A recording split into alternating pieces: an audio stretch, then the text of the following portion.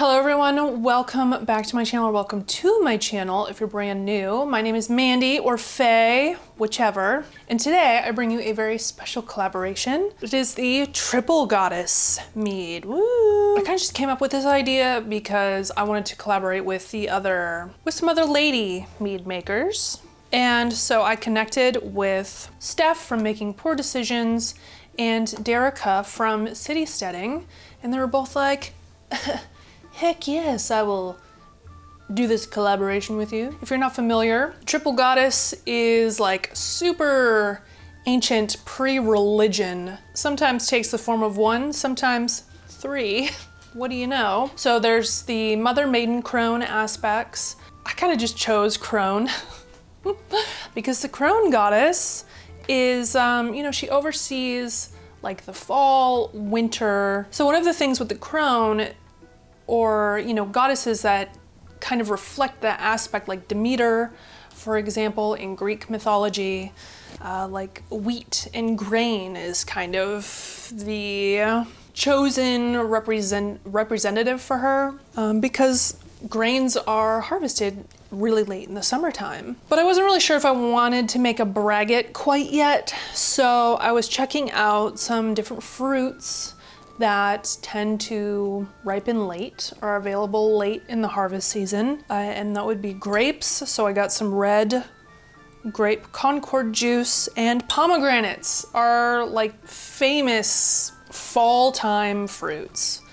So these are the two that I'm going with. It's kind of the vibe I'm going with. I almost forgot, I am also adding maple syrup to this. We'll see how that comes out. The honey that I'm gonna be using is a Hawaiian honey. It's really nice stuff actually, but it has like these nice sort of chocolate, toffee-ish notes to them without being like boucher level, you know what I mean? It's much lighter than that. I'm gonna use some Opti-white, which is really good for mouthfeel, helps prevent oxidation. I have Goferm as well. I am gonna be using KV, or K1, V1116. As my yeast, and then I will be using Tosna 2.0 with my Fermented that I just got some. Most everything is going into primary for this mead for me. So first things first, I'm going to grab my honey. I need to measure out 12 ounces of maple syrup. This is solidified honey right here.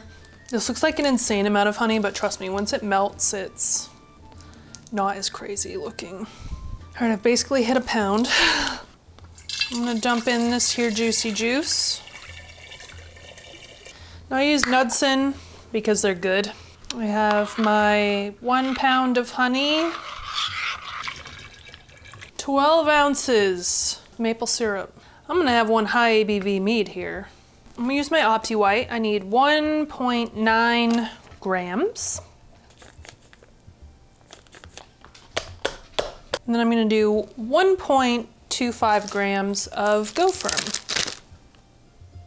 There we go. Dump it in there, take the rest, put it in there. Take my yeast, put it in this nice toasty warm bath.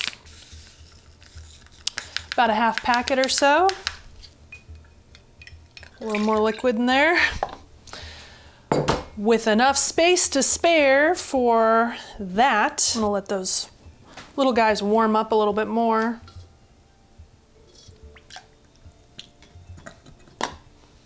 Warm up, Smalls. Warm up. Eat your food.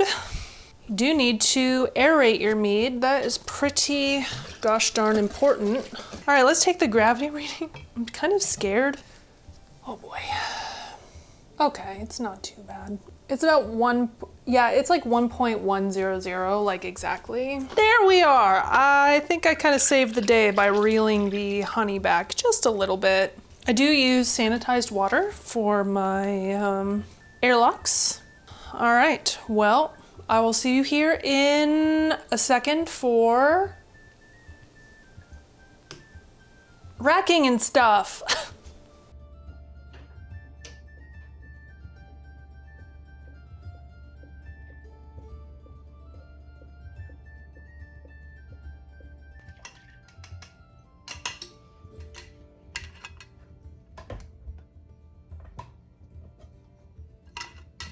So this has been sitting now for almost 2 months, which is completely unnecessary, but you know, life happens.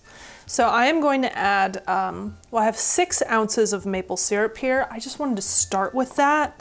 So I'm gonna put that in here, okay? And then I'm gonna rack this. All right, there we go. I wanna taste this and see how much, if anything, 6 ounces of maple syrup did. Very interesting, but that is a pretty good combo. It definitely needs to rest longer. It also definitely needs more sweetness. Okay, I'm gonna add another 6 ounces of maple syrup.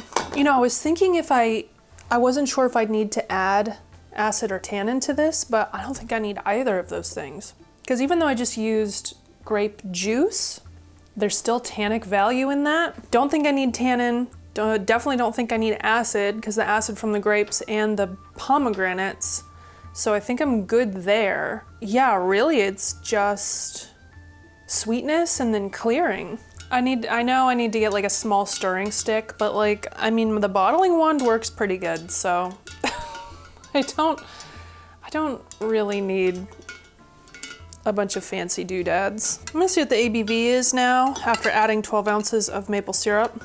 1.026 or 8 is what we've got. I think that's gonna be good enough. And there we are. I'm gonna wait a little bit longer, see how this is. I really don't think anything needs to get added to it. I think it just needs some time to become itself a little bit more. Like wine, I mean, wine grapes just need a little bit of time, or grapes in general, I should say. So I'm gonna wait on this and see if it clears some more. Otherwise I'll add a clearing agent and we'll see. The last time I touched this mead was over a month ago. I believe that I forgot to mention that this gravity did go down to 1. I had racked and stabilized it before adding the maple syrup and everything. I just wanted to get that out there. Okay, so this has just been clearing. Of course, I can't tell how clear it is because it's very dark.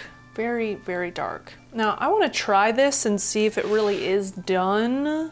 Ooh. Now this does look clear. That color was very nice. Whoa, very fragrant. But just looking through the bottom of the glass, I can see that it is clear. Wow, okay. Let me unpack this scent. Yeah, I mean, it's grape and, oh golly, grape and pomegranate juice. Very deep. So it smells really, actually, very nice. There's no like odd aromas.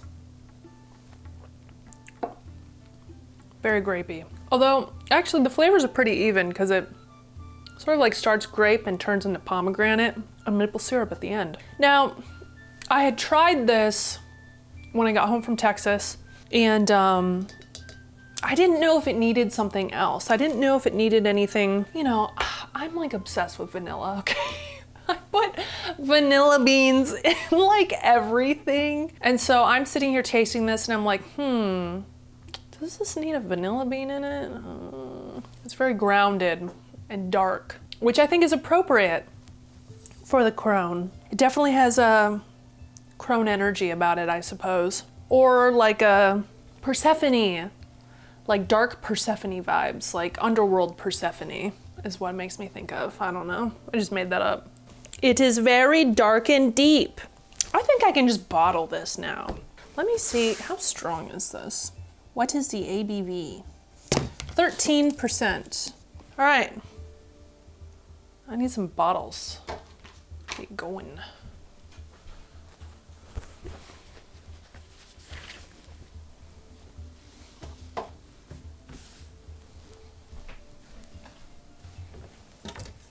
Alrighty.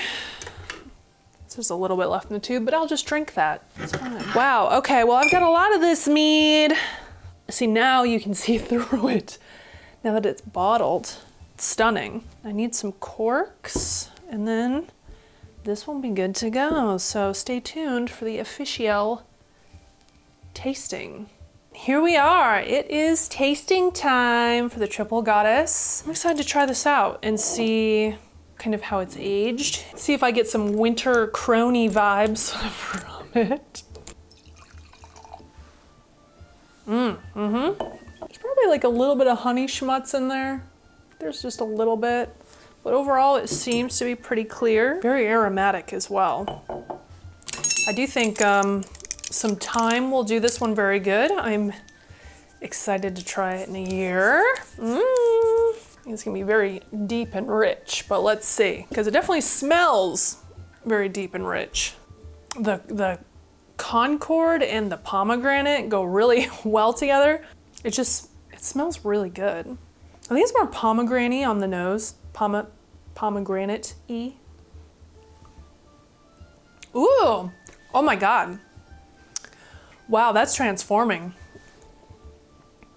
Ooh! So the last time I tasted it, I feel like I couldn't really pull out the maple syrup so much. That ends on like a maple syrupy, like toffee type note. Hang on. It's a very long finish. It takes a while to reach the maple syrup, but once you do, wow. Okay. Oh my gosh, this is gonna be really good.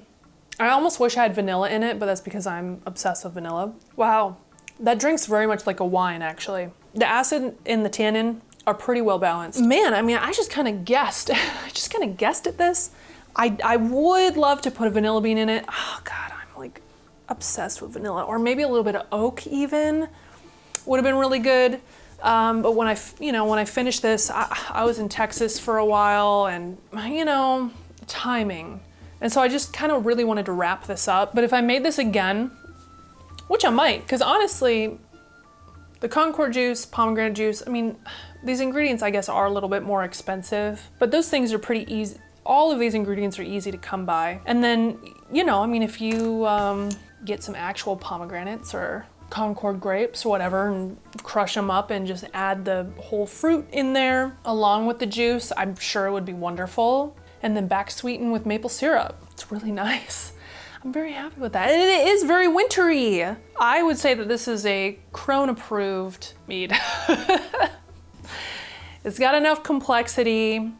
It's very rich, and it's using all things that you would get kind of in the fall and winter seasons. Let me know what y'all think in the comments. Don't forget to watch Derica's version of her mead over on City Staying Brews, and don't forget to watch Stephanie over at Making Poor Decisions. Thank you so much for watching. I really hope that you enjoyed this collaboration. It was very fun. These ladies are wonderful, and I'm just so happy that they liked my idea and went with it. So thank you so much for watching, and for all of your support for all of us. I really appreciate it. See you around next time. Bye.